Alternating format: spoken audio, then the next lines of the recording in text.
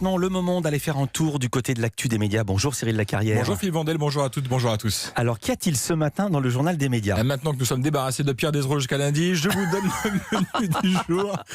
Ces gens sont fous. Oui, ces gens sont fous. 299 postes supprimés à Radio France, BFM contre Télérama, les Gilets jaunes un an après, le JDD qui fait de la place aux femmes, Canteloup qui se métamorphose et Pornhub, un nouveau lieu d'influence. Mais Cyril, on commence avec un plan de départ à Radio France. Et c'est la conséquence des mesures d'économie que demande le gouvernement à l'audiovisuel public. 299 postes de supprimés sur les 4780 salariés que compte Radio France.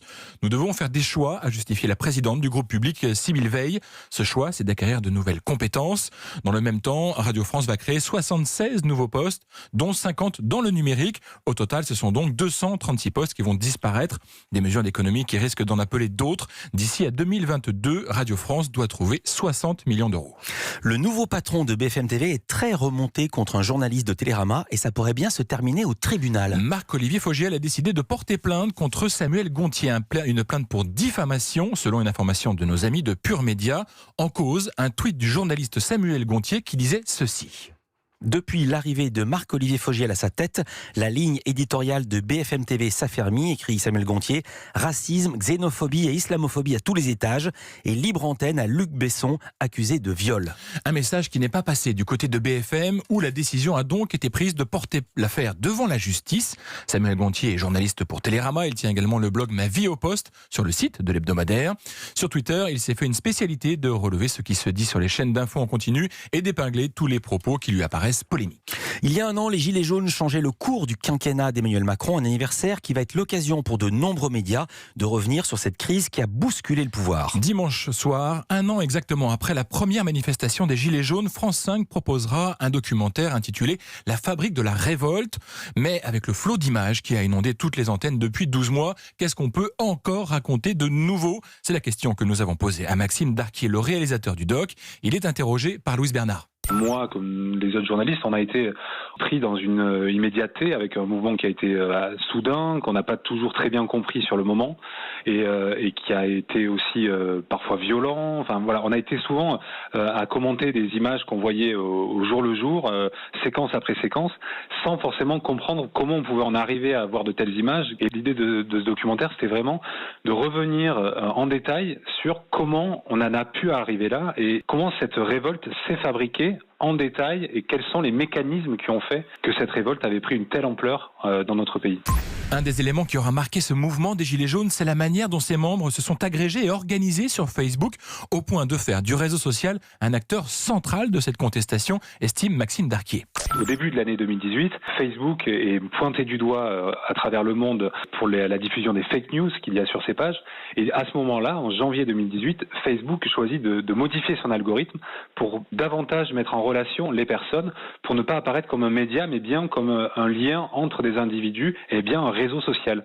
Et ce changement d'algorithme va faire que des gens qui étaient contre la limitation à 80 ou contre la hausse du prix du carburant, mais qui ne se connaissaient pas, et bien leur contenu va apparaître sur le fil Facebook de leurs voisins et qui partagent les mêmes colères qu'eux. Et ça, c'est un élément clé parce que du coup, ça va mettre en relation des gens qui, a priori, n'auraient jamais dû se rencontrer.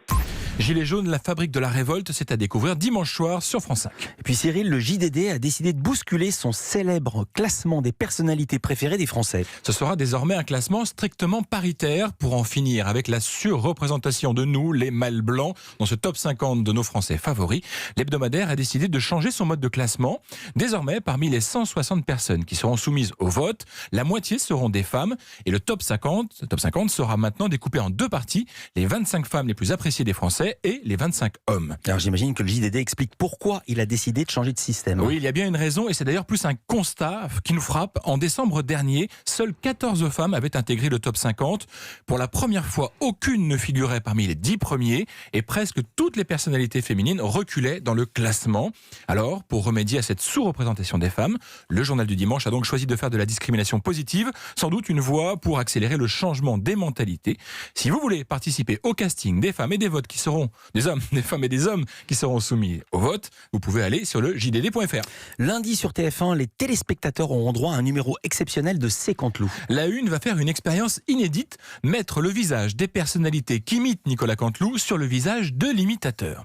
À l'écran, les téléspectateurs verront donc le visage, par exemple, de Nicolas Sarkozy, qui parle avec la voix de Nicolas Canteloup et avec le crâne chauve de Nicolas Canteloup, sorte de signature de la supercherie, mais aussi une manière d'éviter d'éventuels détournements malveillants. On écoute à ce sujet Jean-Marc Dumontet, le producteur de Canteloup. Il est au micro de Louise Bernard. On s'est dit que c'était bien qu'il y ait toujours la signature de Nicolas. Ça crée une marionnette. C'est plus tout à fait Nicolas, c'est pas tout à fait Macron ou Sarko, c'est un mélange. Au-delà de ça, effectivement, il y a l'inquiétude que si on avait fait le sosie parfait de Macron, tout à coup, 15 secondes soient balancées sur les réseaux et à partir de là, ça créerait des troubles manifestes parce qu'on viendrait polluer l'espace public et le discours public. Et donc que demain, François Hollande ou Nicolas Sarkozy ou quiconque se voit prêter des propos qu'il n'a pas tenus, c'est absolument pas notre but. Notre but, c'est de prendre beaucoup de liberté avec l'info, mais c'est pas la travestir à ce point. Et ça évite de faire ce qu'on appelle les deepfakes. Exactement, un procédé qui doit permettre aussi à l'imitateur Nicolas Canteloup de trouver et d'imiter de nouveaux personnages qui sont parfois moins connus. On écoute Nicolas Canteloup.